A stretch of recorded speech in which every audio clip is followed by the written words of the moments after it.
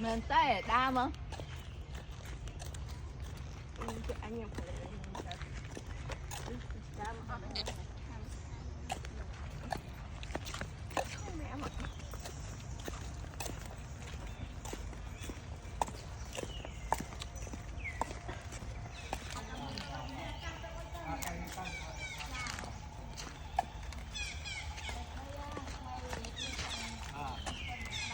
នេះជាប្រាសាទលលី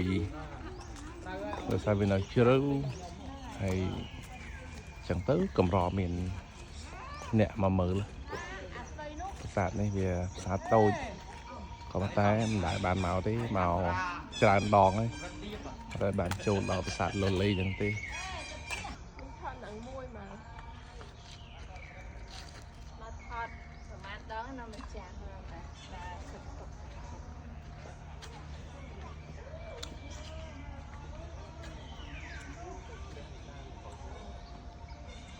ប្រាសាទនេះបែកបាក់ច្រើននៅមុខ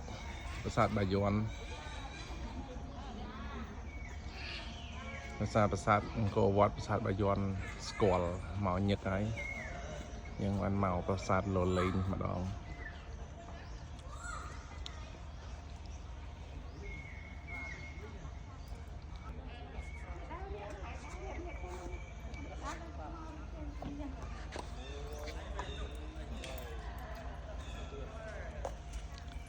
đã bắt mau sao?